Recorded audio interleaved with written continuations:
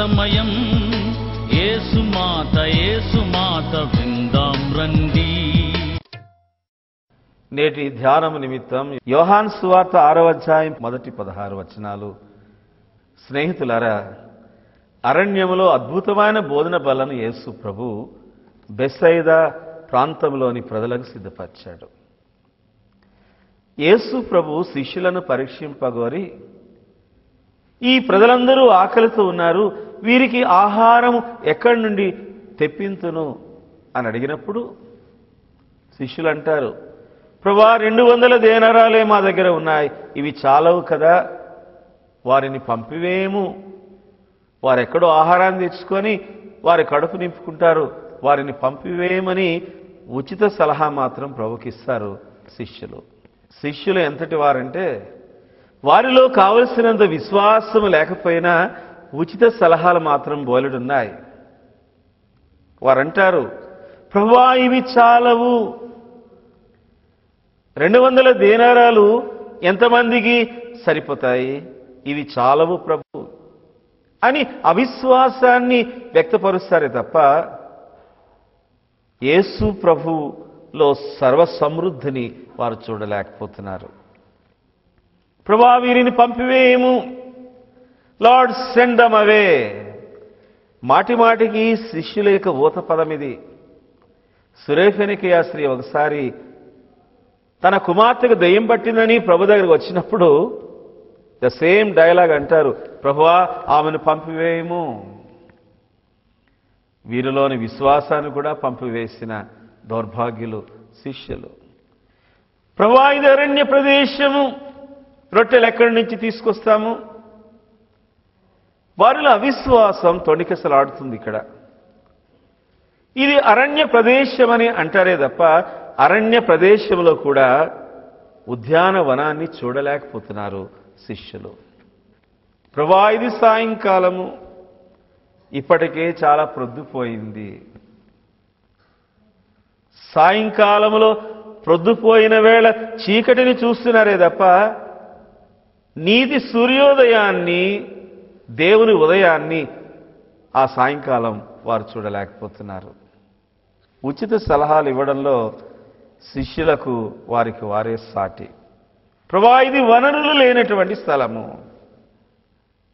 పేరుకు మాత్రం చేపలవాని ఇల్లు బెత్సయిదా, కానీ ఇది వనరులు లేనటువంటి స్థలం ప్రభు అంటారే తప్ప యేసుక్రీస్తులో వనరులను చూడలేని అవిశ్వాసులుగా ఉంటున్నారు శిష్యులు.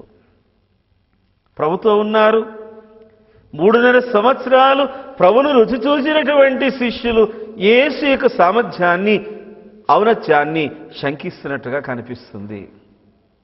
యేసు ప్రభు వారిలో విశ్వాసాన్ని రేకెత్తించడానికి 2 మాటలు పలికాడు. శిష్యులారా మీరే వారికి భోజనం పెట్టండి. వెంటనే శిష్యులు అనాలి, ప్రభువా మేము కాదు, నీవే వారికి భోజనం పెట్టగలవు అని యేసు ప్రభు యొక్క ఔన్నత్యాన్ని శ్లాఘించవలసిన శిష్యులు అవిశ్వాసంలో తొణికిసలాడడం శోచనీయం. ఆ రోజు భోజనం పెట్టడానికి, అనేక వేల మంది కడుపు నింపడానికి యేసు ప్రభు వాడుకున్నటువంటి వనరులు 5 రొట్టెలు, 2 చిన్ని చేపలు. వాస్తవానికి ఆ రోజు జనసందోహం యొక్క కడుపు నింపడానికి యేసు ప్రభు వాడుకున్నవి 5 వనరులు, 2 మాటలు.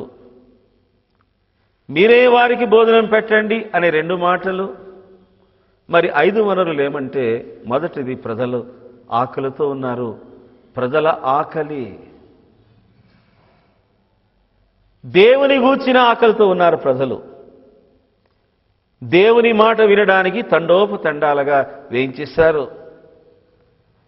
ఒకసారి యేసు ప్రభు సుదీర్ఘమైన ఆయన సేవలో కాస్తంత రిలాక్స్ అవ్వడానికి ఆయన ప్రయత్నం చేసినప్పుడు ఆయన ఉనికిని తెలిసినటువంటి ప్రజానీకం కాలినడకన వెళ్ళి ఆయన డిస్టర్బ్ చేశారు. ఈ మాటలు మనం చదువుకుంటాం. వారు భోజనము చేయుటకాయనను సమయం లేకపోయాను. అంత ముమ్మరంగా యేసు ప్రభు సేవా కార్యక్రమాలు జరిగాయి. ప్రజలు ఆకలితో ఉన్నారు. అది దేవుని గూర్చిన ఆకలి, దేవుని మాటను గూర్చిన ఆకలి. మత్తయి సువార్త 6వ అధ్యాయం 33వ వచనంలో దేవుని రాజ్యాన్ని నీతిని మొదట వెదకండి. మత్తయి సువార్త 4వ అధ్యాయం 4వ వచనంలో మనుష్యుడు రొట్టె వలన మాత్రమే కాదు గాని దేవుని నోట నుండి వచ్చి ప్రతి మాట వలన జీవిస్తాడు. భక్తి పారవశ్యంతో దేవునిలో లీనమైపోయినటువంటి ఈ ప్రజానీకానికి భౌతికమైన ఆకలి గుర్తు రాలేదు. దేవుని గూర్చిన ఆకలి, దేవుని గూర్చిన తృష్ణ. అసలు ఈ ప్రజానీకానికి ఆకలిని గుర్తు చేసిందే శిష్యులు. అసలు ఆకలైంది శిష్యులకు. అది మరొకరి మీద నెపం మోపి, ప్రభా వీరు చాలా ఆకలితో ఉన్నారు, 2 దినాల బట్టి వారేం తినలేదు, వారిని పంపివేస్తే వారు ఆహారాన్ని సంపాదించుకుంటారని అసలు ఆకలైనటువంటి శిష్యులు వారి మీద ఆ మాట మోపారు. స్నేహితులారా, దేవుని గూర్చిన ఆకలి మీకుందా? దేవుని గూర్చిన తృష్ణ మీకు లేకపోతే మనం జీవోత్సవాలతో సమానము. చాలామందికి కీర్తి కిరీటాల కోసం ఆకలి, పదవీ కాంక్ష కొరకు ఆకలి, ఈ లౌకిక వ్యవహారాల కోసం ఆకలి, ఐహిక వాంఛల కోసం ఆరాటం. ఒకవేళ మీ జీవితాల్లో ఇలాంటి ఆకలి ఉంటే వాటికి స్వస్తి చెప్పండి. దేవుని గూర్చిన ఆకలి మనకు కావాలి. మీరు దేవుని అడగండి, దేవా నీ గురించిన ఆకలి నాకు అనుగ్రహించు, నీ గురించి నేను ఆకలి కొననిమ్ము, నీ గురించి నేను దప్పిక కొననిమ్ము. బాధపడే మానవతను గూర్చి కూడా నన్ను ఆకలి కొననిమ్ము. ఇలాంటి సమర్పణ మన జీవితాలకు ఆశీర్వాదం అవుతుంది. ప్రజల ఆకలిని ఆయన వాడుకున్నాడు. రెండవది ప్రభు కనికరం. He was moved with compassion. ఆయన కనికరము చూపుచూ సంచరించెను అనేది సువార్తల్లో అతి ప్రాముఖ్యమైన మాట. కనికర హృదయుడు యేసు ప్రభు, కనికరమూర్తి కరుణామయుడు యేసు ప్రభు. బాధపడే మానవతను చూస్తే ఆయన కడుపు తరిగిపోతుంది. 3 దినాలు బట్టి ఆకలితో ఉన్నారు, నేను వారిని పంపించి వేయలేను, వారికి భోజనం పెట్టాలి, వారు మూర్ఛిల్లిపోతారు పంపిస్తే. కనికరపడ్డాడు ప్రజల మీద యేసు ప్రభు. I will not send them hungry. మరొక సందర్భంలో అంటాడు ప్రభు, I will not leave them as orphans. అనాథులుగా నేను వారిని విడిచిపెట్టను. ఒకసారి నాయని విధవరాలు, ఆమె కొడుకు చచ్చిపోతే సమాధికి తీసుకుని వెళ్తున్నారు డెడ్ బాడీని. ఆమె ఏడుస్తూ ఉంది. యేసు ప్రభు శరణు కోరలేదు ఆ రోజు. ఆమె ఆ శవ ప్రయాణానికి ఎదురయ్యాడు పునరుత్థానుడు. ప్రభువా నా కుమారుడు చచ్చిపోయాడు, ఒకగానొక కుమారుడు నాకు, వాడు లేకపోతే నాకు బ్రతుకు లేదు, నా బ్రతుకంతా వాడి మీద ఆధారపడి ఉన్నాను, బ్రతికించు ప్రభువా అని శరణు కోరలేదు. ఏడుస్తూ ఉంది. యేసు ఆమెను చూచి కనికరపడి, he was moved with compassion. ఆమెను చూడగానే, ఆమె కడుపు కోత చూడగానే ఈయన కడుపు తరుక్కుపోయింది. ఆ రోజు ప్రజల యొక్క ఆకలిని తీర్చడానికి, అద్భుతం చేయడానికి యేసు ప్రభు వాడుకున్న వనరులలో రెండవది ఆయన కనికరం. 5 వనరులలో మూడవది ఒక పేదవాని భోజనం. 5 రొట్టెలు 2 చిన్ని చేపలు, ఒక పేదవాని ఒక పూట భోజనం. విశేషం ఏదంటే స్నేహితులారా, ఆ రోజు అన్ని వేల మంది కడుపు నింపడానికి మన్నాను కురిపించవచ్చు కదా దేవుడు ఆకాశము నుండి. 40 సంవత్సరాలు ఆయన కురిపించాడే, మన్నాను కురిపించి ఇశ్రాయేలీల కడుపులు నింపాడే. ఆ దినాల్లో 40 సంవత్సరాలు వంటగదికి సెలవిచ్చేశాడు ఆయన. No kitchen room. బ్రష్ చేసుకున్న తర్వాత ఆకాశం వైపు తేరి చూస్తే కుండపోతగా మన్నాను కురిపించాడు, ప్రజల ఆకలిని తీర్చాడు. అలాంటి అద్భుతం చేయొచ్చు కదా. ఆకాశాన్ని ఒక రోజున వాడుకున్నటువంటి దేవుడు ఈ రోజున భూమిని, సాగరాన్ని వాడుకుంటున్నాడు, భూఫలాలను వాడుకుంటున్నాడు, జలచరాలను వాడుకుంటున్నాడు. 5 రొట్టెలు 2 చిన్ని చేపలు. ఒక పేదవాని ఒక్క పూట భోజనం ఆయన చేతుల్లో పెట్టబడింది. విశేషం ఏదంటే, యేసు ప్రభు చేతుల్లో పెట్టనంత వరకు అవి 5 రొట్టెలు 2 చేపలే. యేసు ప్రభు చేతిలోకి వెళ్ళిన తర్వాత అది ప్రపంచమంతటికీ భోజనం అవుతుంది. ఈ రోజున యేసు ప్రభు కావలసింది ఒక పేదవాని ఒక్క పూట భోజనం. యేసు ప్రభు పునరుత్థానుడైన తర్వాత సాగర తీరంలో నిలిచి శిష్యులకు ఆదేశం ఇస్తాడు. వారు విస్తారమైన చేపలు పడతారు. వల పిగిలిపోనంతగా విస్తారమైన చేపలు పడ్డాయి. దోణి నిండిపోయింది, వలలు నిండిపోయాయి.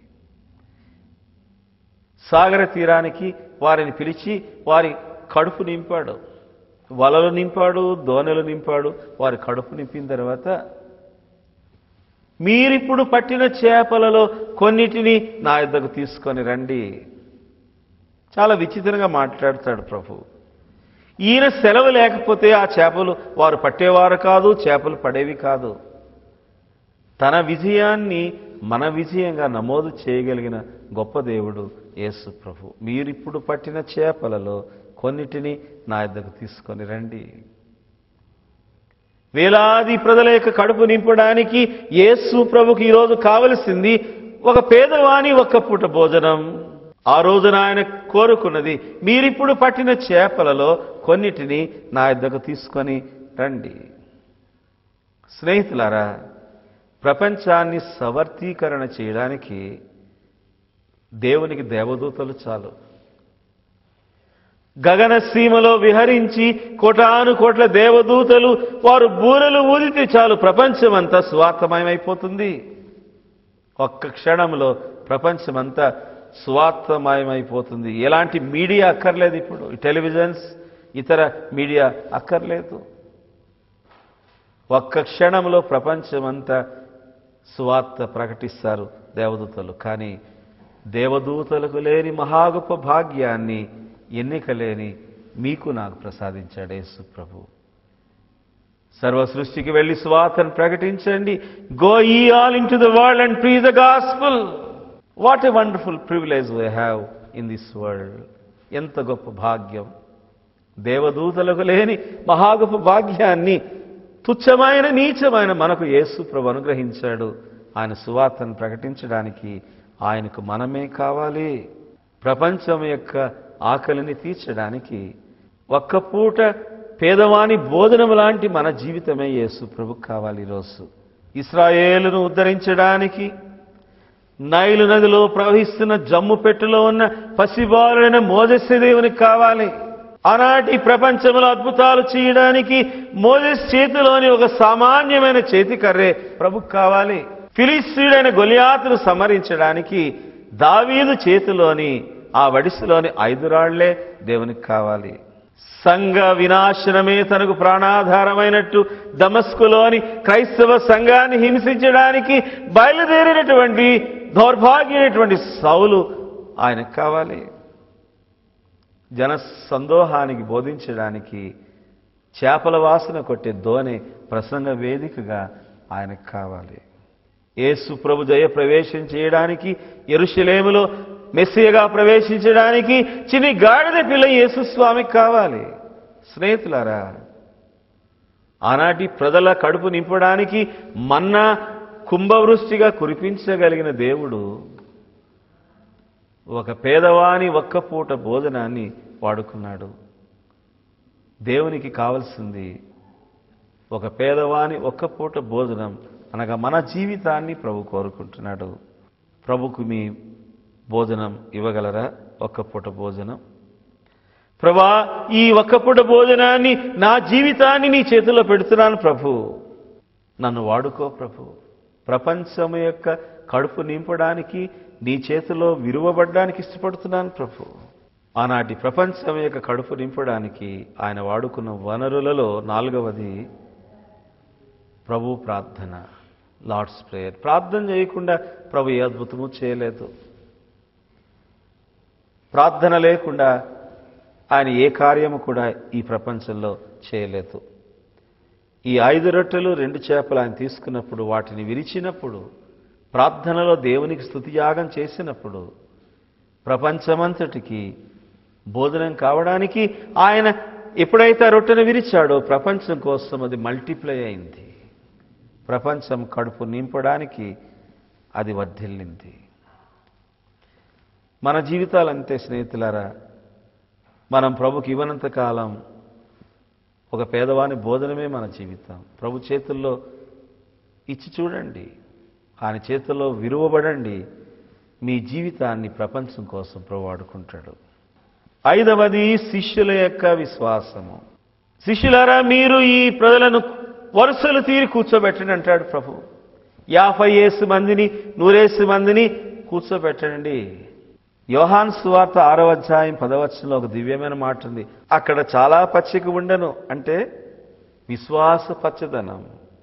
శిష్యులు విశ్వాసంతో ఉన్నారు. ఇప్పుడు ప్రజలు విశ్వాసంతో ఉన్నారు. విశ్వాసము లేకపోతే వారు కూర్చోలేరు కదా. అక్కడ విశ్వాసము లేకపోతే మాకు కూర్చోబెడుతున్నారు, భోజనం ఎక్కడ వస్తుందని ప్రతిఘటిస్తారు కదా. అక్కడ చాలా పచ్చిక ఉండను అనగా అది విశ్వాస పచ్చదనం. ఆ విశ్వాస పచ్చదనంతో కూర్చున్నారు ప్రజలు, వడ్డించారు శిష్యులు. ఆనాడు వడ్డించి శిష్యులు విసిగిపోయారు, కానీ విశ్వాసముల వారు విసిగిపోలేదు, విశ్వాసముల వారు అలసిపోలేదు. కూర్చున్న ప్రజల్లో కూడా విశ్వాస చైతన్యం వారు అనుభవించారు. విశ్వాసము ద్వారా ఆ అద్భుతాన్ని ప్రతి ఒక్కరూ ఆ రోజున చవి చూశారు. వారు భోజనం చేసిన తర్వాత 12 గంపల ఆహారం మిగిలిపోయిందని సువార్తికుడు రికార్డ్ చేశాడు. భోజనం చేసినది 5,000 మంది పురుషులు. ఎంతమంది స్త్రీలు భోంచేశారో, ఎంతమంది చిన్నపిల్లలు భోంచేశారో రికార్డ్ చేయలేదు. ఎందుకంటే స్త్రీ స్వాతంత్రం లేనటువంటి ఆనాటి సమాజంలో స్త్రీలు లెక్కల్లోకి రారు. 5,000 మంది పురుషులు భోజనం చేశారు. స్త్రీల సంఖ్యను లెక్క పెట్టలేదు, కానీ మిగిలిపోయిన ఆహారాన్ని 12 గంపల ఆహారాన్ని లెక్కించారు. చాలా ఆశ్చర్యంగా ఉంది కదా. ఒక మాట గమనించండి, అది మిగిలిపోయిన ఆహారం అంటే వేస్ట్ అయిన ఆహారం కానే కాదు. యేసు ప్రభు మల్టిప్లై చేసినప్పుడు ఆ రొట్టెలను విస్తారమైన ఆహారం సిద్ధపడింది. మిగిలిన ఆహారం అంటే వేస్ట్ అయిన ఆహారం కాదు.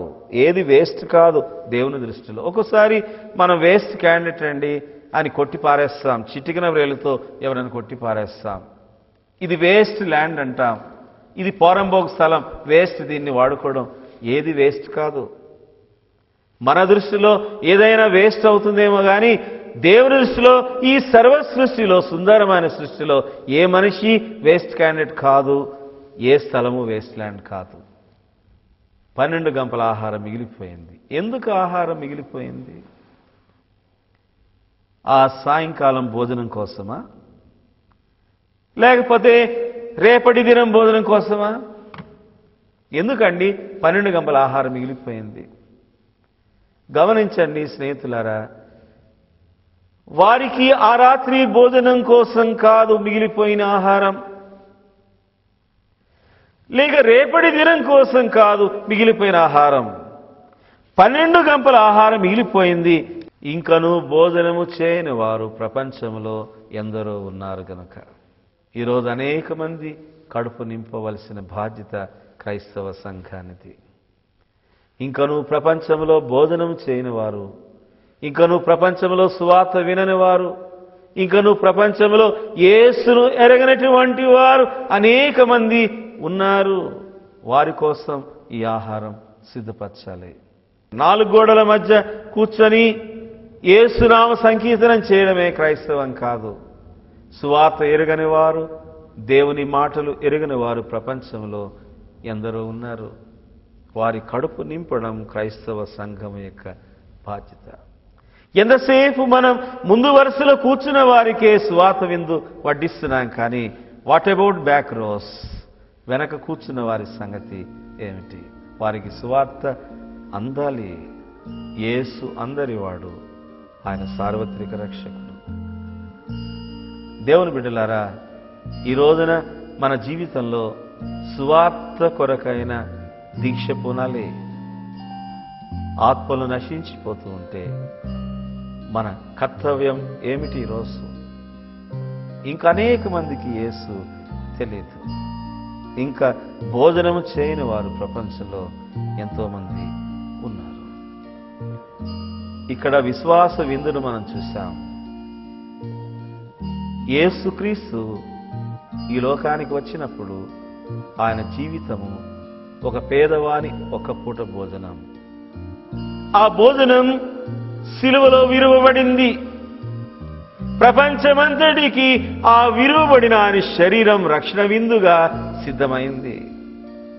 ఆ రక్షణ విందుతో ప్రతి అంతరంగాన్ని నింపడానికి, ప్రతి ఆత్మను ఉజ్జీవింపజేయడానికి యేసు ప్రభు ఈ రోజున కనిపెడుతున్నాడు. మరొకసారి ఆ రక్షణ విందులో పొందగలిగిన వారు ధన్యులు. దేవుని బిడ్డలారా, మరొకసారి నేను మీకు మనవి చేస్తాను. మన జీవితాన్ని సిలువలో విరువబడి మన కొరకు బలైపోయిన యేసు ప్రభు పాద సన్నిధిలో అప్పగించుకుందామా? మన జీవితం ఒక్క పూట పేదవాని భోజనం. ఈ సామాన్యమైన భోజనాన్ని ప్రభు చేతికిద్దాం. నన్ను విరువు ప్రభు, ప్రపంచం కోసం నన్ను విరువు. ప్రపంచం యొక్క కడుపు నింపడానికి ఈ సామాన్యమైన జీవితాన్ని వాడుకో ప్రభని మీ జీవితాలను ఈరోజు పునరంకితం చేసుకోగలిగితే మీరు ధన్యులు కాగలుగుతారు. స్నేహితులారా, దేవుడు మిమ్మును మీ కుటుంబాలను దీవించి ఆశీర్వదించునుగాక. ఆమేన్. తలలు వంచుకొని ప్రార్థన చేసుకుందాం. జీవాహారమైన యేసు ప్రభు, నీకు వందనం. సిలువలో విరువబడి ప్రపంచమంతటికి చాలినంత రక్షణ విందు సమకూర్చిన మహాదేవా, నీకు వందనం. ఆ రక్షణ విందులో పొందగలిగిన వారు ధన్యులు. ఈ రోజున మా జీవితం కూడా ఒక్క పేదవాని ఒక్క పూట భోజనంగా మీ చేతులు అప్పగిస్తున్నాం. విరువు ప్రభు, ప్రపంచం యొక్క కడుపు నింపడానికి మా జీవితాలను వాడుకో ప్రభు. యేసు నామమున ఈ ప్రార్థన సమర్పించుకుంటున్నాం తండ్రి. ఆమేన్. దేవుని సమాధానం యేసుక్రీస్తు వలన మీ హృదయాలకు తలంపులకు కావలి ఉండునుగా. యేసు ప్రభునందు స్నేహితులారా, మీకు ధన్యవాదాలు, నమస్కారాలు. మేము విశ్వాసంతో ప్రారంభించిన అమృతధార లూథర్ సమయాన్ని అనేక వారాలుగా మీరు చూస్తున్నారు. మీ స్పందన మాకు తెలిసింది. మీరు మాకు ఇచ్చిన ప్రోత్సాహానికి మేము నిరంతరం మీకు రుణస్థులమే. విశ్వాసంతో మేము ప్రారంభించాం. మా వెనుక ఒక సంస్థ కానీ ఆర్థిక సహకారం కానీ లేదు. మీ అమూల్యమైన విరాళాలు ఈ కార్యక్రమం విజయవంతం కావడానికి, అనేక ఆత్మలు ఉజ్జీవింపబడడానికి కారణమవుతుంది. ఈ కార్యక్రమం కొరకు మీ ప్రార్థనలు అవసరం. మీ అమూల్యమైన విరాళాలు మాకు పంపి ఈ సేవలో దేవునితో పాలిభాగస్తులు కావాల్సిందిగా హృదయపూర్వకంగా మనసారా మీకు మనవి చేసుకుంటున్నాను. దేవుడు మిమ్మల్ని దీవించును. అమృతధార అమృతధార లూథర్ సమయం. యేసు మాత విందాం రండి. అమృతధార అమృతధార లూథర్ సమయం. యేసు మాట విందాం రండి.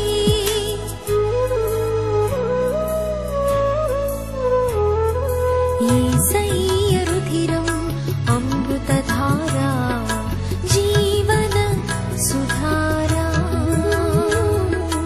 యేసయ్య రుధిరం